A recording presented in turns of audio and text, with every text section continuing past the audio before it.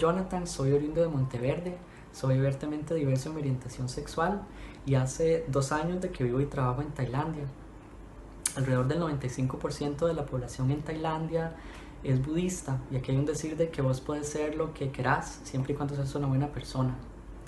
Eso se traduce que el nivel de aceptación para con la población LGBTQ es bastante alto.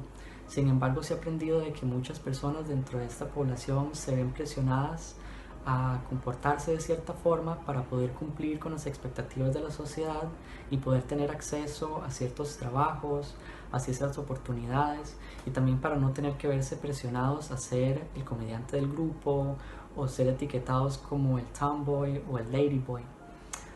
Muchas personas que quieren trabajar como profesores o trabajar en gobierno o que quieren ser monjes, por ejemplo, se ven presionados también a esconder su identidad de género o orientación sexual para poder tener acceso a esas oportunidades, y mucho de esto se liga a la idea de que las personas sexualmente diversas son así porque en vidas pasadas recolectaron karma negativo y por eso nacen en el cuerpo de una mujer pero se identifican como un hombre o no pueden tener una vida normal, y por eso también se ven presionadas a tener que ser muy exitosas y tener un trabajo para poder validar su existencia y su rol dentro de la sociedad tailandesa. Well, I did come out to my parents in 2015 and I came out to my siblings at the same time. And I am openly gay at work, so yes, I do consider myself openly gay. I believe that the LGBT community in India by and large is still in the closet. And one should note that India is a socially conservative country, and I would pin the blame on the Judeo Christian models that were brought in by the colonists. I mean, prior to the colonization of India, the country was open to various sexualities across the spectrum.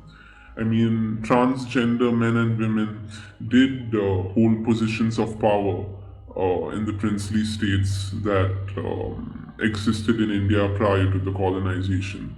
And it was during the colonization of India that foreign powers did enforce anti sodomy laws, and the social models that they brought with them permeate Indian society today. I mean, the most popular religion of India, Hinduism, factors in the concept that gender is merely a construct. I mean, their main deities uh, are thought of as being androgynous, as being genderless. So, yes, I guess that the Judeo Christian models are to blame.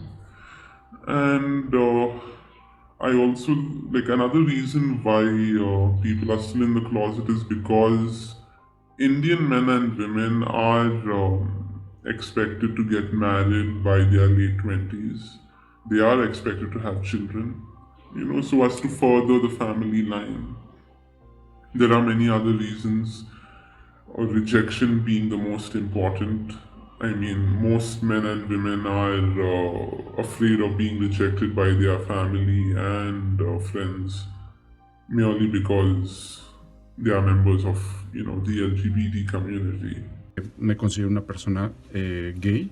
Con respecto al perfil que se puede encontrar en México, este es heterosexual, tanto el masculino como el femenino, con patrones muy bien establecidos, con esquemas que no posibilitan la movilidad, y pues bueno, tiene que ver porque aquí está muy presente, mejor dicho, la figura del macho mexicano. I'm openly gay. Everybody knows. It's not something that I introduce myself as because I'm comfortable in my skin, and I don't see that as the only part of my identity. It isn't something that I'll actively hide either, and I will mention it in conversation, especially if there's a heterosexist assumption, like, oh, do you have a girlfriend, for example? So that's what it means to me, and I am.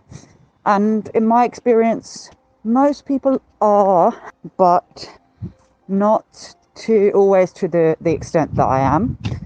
And also I think it varies a lot depending on where you live I feel like if you were living in a lower income neighborhood, then you're probably less likely to be openly gay, and you're probably more likely to be surrounded by homophobia.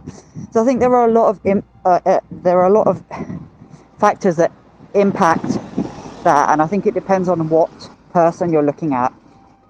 Yo me considero una persona gay. En los últimos 2 años he sido abiertamente diverso. Nací y crecí en Honduras, pero no fue hasta que me vine acá en los Estados Unidos, específicamente a Hawái, por razones de estudio, que comencé a proyectarme como una persona abiertamente diversa. Considero que la gran mayoría de personas en mi país no son abiertamente diversas por un sinnúmero de razones. Entre estas razones se encuentra el miedo al rechazo, también se encuentra el miedo a la discriminación, ya sea a nivel familiar o social, laboral o académico, entre otros también. Y sobre todo está el miedo al trato injusto. Este maltrato puede venir en varias formas, pero generalmente se proyecta como en violencia físicamente que desafortunadamente puede llevar a la muerte. Honduras es un país latinoamericano donde la noción de machismo es bastante fuerte y no existe en su gran mayoría a lo que acá en Estados Unidos se le refiere como open-minded o mente abierta. Igualmente, Honduras es un país cristiano y el pueblo en su gran mayoría está en desacuerdo o en contra con todo lo que incluya personas abiertamente diversas. Hello, my name is Mariusz, I'm 22 and I'm gay. I told my mom that I'm gay when I was 20 and I feel much more open about it since then. I was born in Poland and when I was 18 I came to live to France. When comparing these two countries, the difference is striking. As of 2020, Poland was nominated the most homophobic country of the European Union, and some local governments declared their departments LGBT-free zones. It's about 1/3 of the whole country in the southeast area. It means that people out there, they just don't want any gay people in this area. However, it has no legal value. But you know, the atmosphere is quite tense, and some newspapers even give out LGBT-free zone stickers to its readers. So obviously people in Poland don't feel comfortable about being openly gay as they do in France, and I don't feel as if I needed to suppress myself so much here. I think people keep a low profile in regard to their sexuality in both countries to some extent. Maybe there are more drag parties, more gay clubs in France than in Poland, but in both countries people may be quite judgmental about your look in the street in general, and especially if you show any non-heterosexual affection as well. Although if I kiss a guy on the street out here, in most places people just might stare in a weird way. They might also say something, but I would be much more afraid to do it in Poland, as I would most probably get punched in the face out there. Considero una persona gay. Y si me considero abiertamente diverso, creo que es un aspecto que sale de lo que consideramos tradicionalmente abierto, que es el coming out. Ese hecho de compartirles a las personas más cercanas y a nuestro círculo social que somos de una orientación homosexual. Me considero una persona abiertamente diverso, no en ese sentido tradicional, sino en el sentido en que si cualquier persona me preguntase sobre mi orientación sexual, pues lo diría con bastante claridad y orgullo. Sin embargo, en mi concepto, mi orientación sexual es propiedad de mí mismo y no considero un aspecto de mi vida que haya que compartir para que las personas me conozcan a fondo o sea imprescindible que ellos sepan.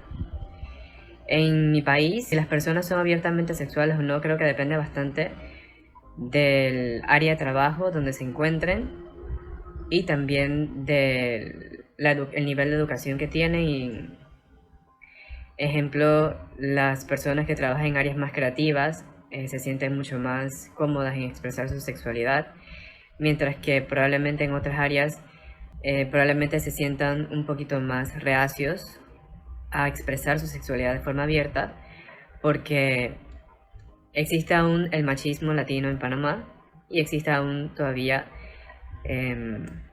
mucho pensamiento mágico-religioso, mucho fundamentalismo religioso, sobre las cuales muchas personas tienen un concepto bastante equivocado de lo que es ser homosexual.